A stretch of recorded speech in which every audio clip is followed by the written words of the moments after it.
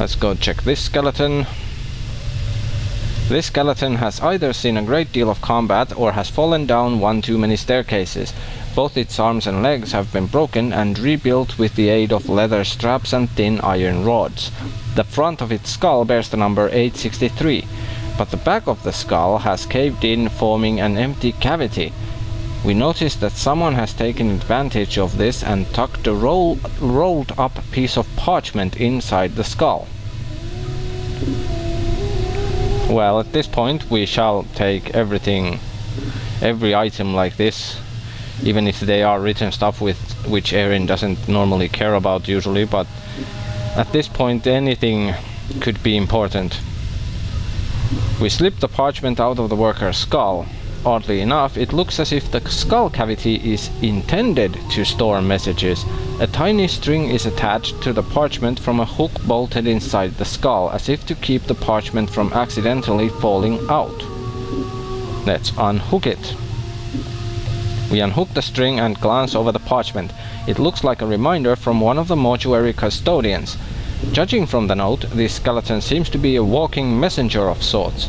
As we take a second glance at the skeleton, we realize it has stopped in front of the slab because it can't figure out how to move past it. Well, let's examine it again, though there probably isn't anything else. I have to ask, are those broken bones from combat or from falling down? The skeleton makes no reply. Great talking to your bones. Stay vigilant and healthy. Let's go here. This looks like a safe spot, so let's now check some of the items we found. A green steel knife. This razor-sharp knife has been forged out of the famed Batorian green steel. Found only in the wastelands of Avernus, this peculiar green ore can be tempered into metal much lighter than normal steel. In addition, green steel weapons tend to retain their remarkably fine edges and are capable of dealing out more damage than their standard counterparts. And the reason we are examining items that Erin won't be using, or in this case not even Mort either, is because Erin still pays attention to the stuff, to the items we pick up. So, rags. This thick mass of rags look as if they were torn from a tapestry or someone's robes. Okay. Oh, cloth charm. Okay, here we have the mortuary reminder message. This rolled up piece of parchment appears to be some sort of message the skeleton in the mortuary was supposed to deliver. This is the third and last request for the pry bar. If it has been misplaced, tell me and I shall go to the hive market and purchase another. I have no objection to maintaining the contracted workers, but I've been trying to repair the skeletons and the bolts are wedged in so tight I can't get them out. Also, some of the locks on the storage cabinets on the third floor have become stuck again due to the heat, and I need the pry bar to snap them open as well. If the pry bar is indeed lost, I will see about procuring the services of a locksmith and having the cabinet locks replaced. Your aid in this matter would be appreciated. An unspeakable signature has been scrawled beneath the message. Okay, let's put it there. Soon we will be utilizing the quick slots a bit for items to get them out of here. Let's see what else Mort had. That goes to Erin. He'll be the one doing the reading. But now, well, examining in general actually. So, Dustman Embalming Charm. 3 charges, invokes minor embalming. Usable only on Erin and Mort. This strange metal bracelet has directions inscribed on the side of it. Judging from the crude text, it appears that the bracelet works by being held by a living creature, then while pronouncing a mantra to the true death, it is touched to the forehead of a zombie or skeleton.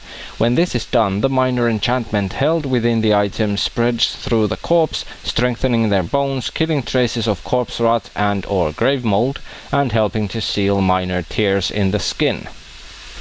Is there anything else? Well, When cast, the target gains +2 to 8 temporary hit points and a temporary bonus of 1 armor class for a half hour. The extra hit points will heal the target. Yeah, the usual way extra hit points work. We'll give that to Erin and we'll put it there. It has to be actually used from the quick slot, so... Okay, let's move these a bit again. What was it? Mortuary task list.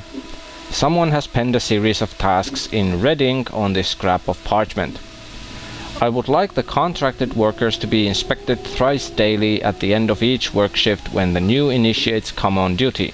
We have experienced too many contracted collapses while engaged in heavy labor as of late, and I fear the embalming enchantments initially used on the corpses may be decaying or may have been warped somehow. If the contracted workers could be inspected every 8 hours and raised if they have collapsed, then this would prevent the backlog of shells in the preparation rooms and free up more contracted workers for other duties. I do not wish collapsed bodies to be disposed of. When possible, the original contracted shells are to be raised and be made to resume their duties.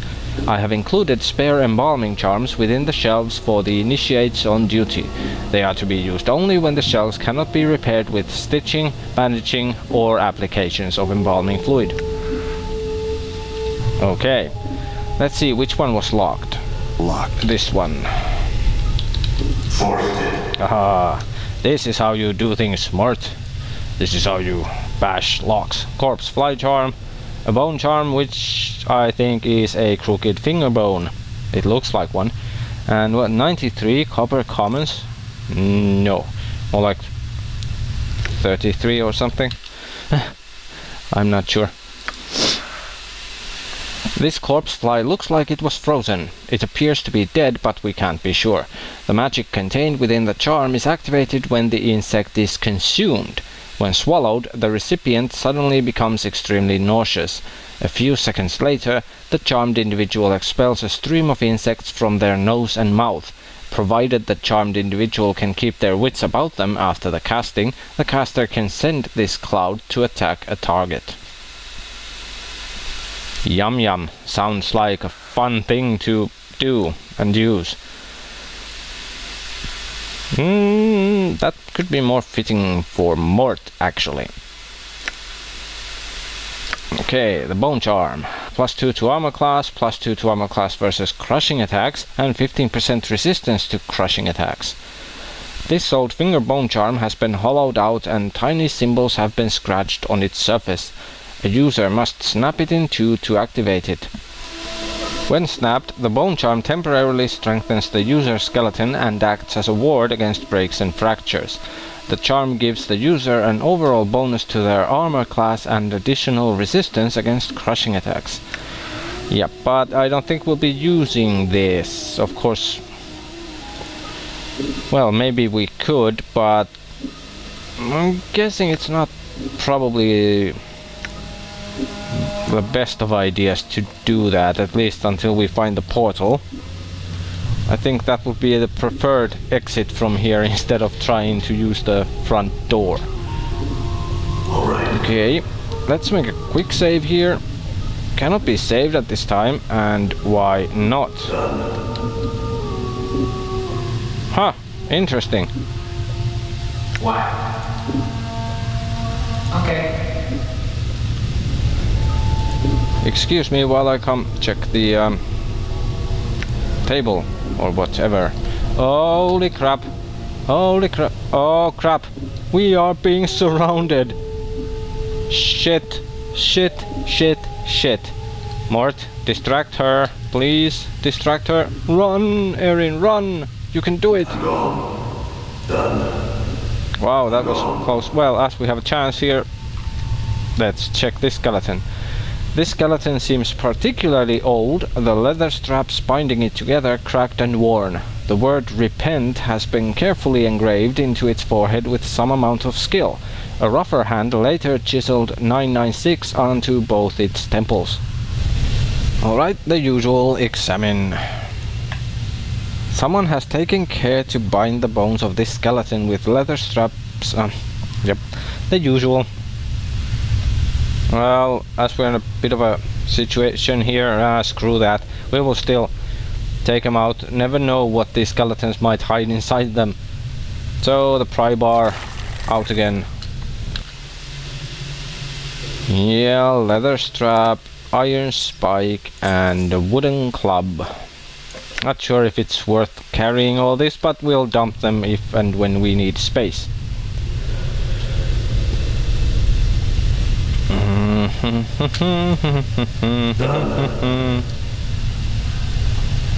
Whoa, this guy didn't sit. Now he's sawing. Damn it. Let's go around from here. We need to get to the other staircase. And there are still corpses here to try and get to. I don't see the dustman here now. Despite this corpse's dry leathery skin, it's clear this was... Wait, we have checked this one. Yeah, elegant script. Do you want to get better together? You are so weird, Mort, sometimes. This reanimated corpse has had its lips sewn together and the numbers 310 carved into its brow. The smell of formaldehyde permeates the area around it. It turns its lifeless eyes upon you as you move to bar its path. So, seen anything interesting? And that was it. Useless corpse. Useless corpse. Oh crap, Dustman. We run away. Run away. Help me, Mort. God damn it, go distract them. Okay, there's one zombie shambling here. Let's see, have we excited this one? Yep. 6123. Alright. Okay, the dustmen seem to have moved. Awesome. The skin of this female corpse is heavily tattooed. Yeah, we... Experiences? I can trade your experience points for, I don't know, nothing. I'll have them all. Let's check this one. The number 1146 is carved into the forehead of this walking corpse. Its lips are sewn together with coarse black thread. The entire body is covered in horrible scars, worse even than your own, as if its owner had been burned to death. Its nose, ears and several digits are missing, presumably charred away in some long-ago conflagration. As you block its path to get its attention, it stops and gazes at you with vacant eyes. As we block its path to get its attention, it stops and gazes at us with vacant eyes. Yeah, let's leave it in peace. No point talking probably to that one. I'm pretty sure. Oh wait, this one was the messenger one, yeah. I doubt Mort will want that with the hole in its head, but it would be a good joke, you know. Missing insides of the skull. How about this skeleton, Mort? Will it do as a body? Mort studies the skeleton for a moment, then shakes his head. Nah, same. Same explanation for that. Same excuse for not accepting that. Okay, I think we will use these stairs here.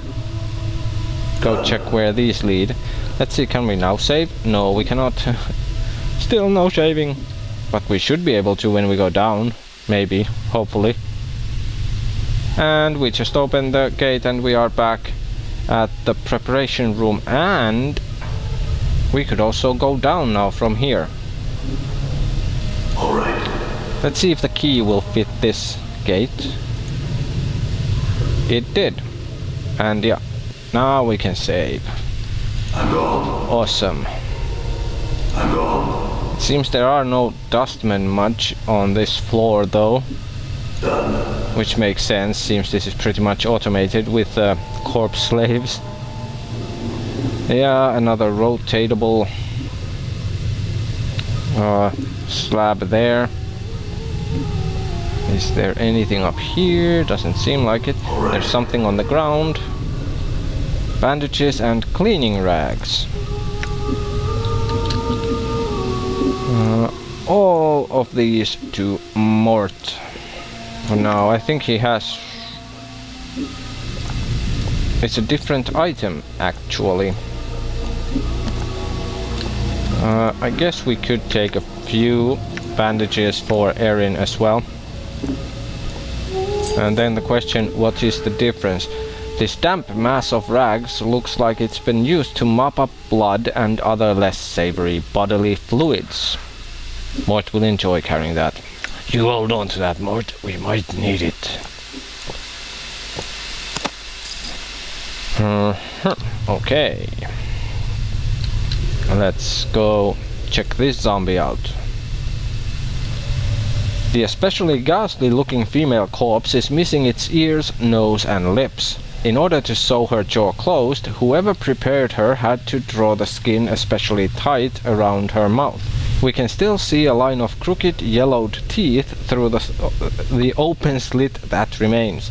The number 891 has been carved into the flesh of her brow. And let's let Mort flirt to her. Your coffin or mine? Since when did you have a coffin, Mort? Done. Same kind of rotatable metal slab, and we are back here where we found embalming fluids. Okay, was there something else that was locked here? Well, this gate, of course, but well, the key worked. So I guess it's time to head downstairs then. So let's make a proper shave, though the game will most likely auto-save anyway. Oh, what the heck. Let's make a new one. There we go. I will take a quick break and then we will go downstairs. Alright, let's go downstairs. Go down on me, Mort. Right now. A zombie worker. Nothing imminently threatening. Though I have a feeling there probably will be dustmen here in this floor. These metallic blue tapestries are made of thin chain links. Neat. And despite what Mort says, or well, I don't have an opinion as such about the architectural charm of the place, but in general, the look and the decor and everything is very much to my liking. Looks neat and interesting.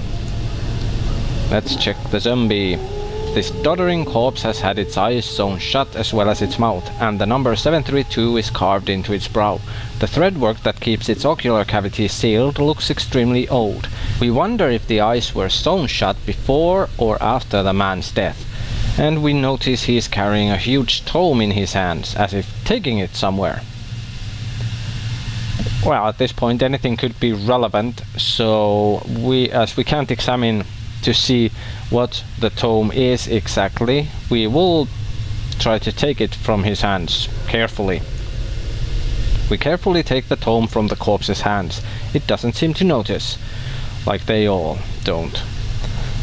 The tome appears to be a book of enchantments and wards. It is filled with diagrams and charts detailing various aspects of the necromantic arts. The book itself is extremely heavy. As awkward as the zombie is, it must be extremely strong. Okay, no point re-examining the corpse probably, so let's check the book. Tome of Bone and Ash. Where did I put it? There. This worn, leather-bound tome lists diagrams and charts detailing several minor wards and enchantments. There are numerous drawings of skeletons, bones, and the manner by which they may be preserved over time. Of particular interest is the section regarding guardians. Apparently, the dustmen animate corpses of fallen giants to serve as guardians for the mortuary. This could be bad. To make them even deadlier, armoring enchantments are woven into their breastplates to help shield them from attacks. The book is much too complex for us to absorb all at once, but it looks as if we could refer to certain sections when the need arises. Oh boy. Bad things ahead, probably. This looks like a large tomb. The marble surface gives it a rather elegant look. All right. Interesting. Slight stuttering. The usual blue tapestries. All right. Okay, let's have more take a peek if we can go through here. I'm not actually sure. Okay. Yes, we can. Good as done. And keep an eye out for any, you know, interesting looking details. Sure, why not? Mort. Good as done. So yeah, now we have a reason for Mort to be a bit more observant of the surroundings. There's a Dustman guard. Oh, holy crap!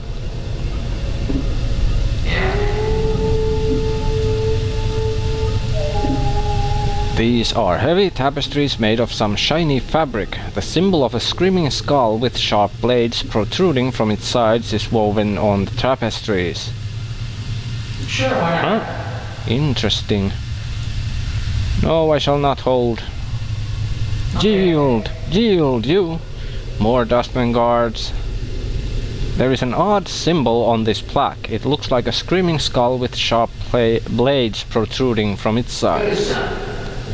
And an additional Dustman. Maybe this is the door guard. Wow, what very bad stuttering here when it highlights the door. Okay, this is pretty annoying, so I think we will leave it here for now. Good as done. We'll save here, quick save, and when I will try to do something about this issue, because this is quite bad, because it makes the whole mouse stutter, so it's pretty annoying. So when we return, we shall continue trying to elude capture down here. So until next time.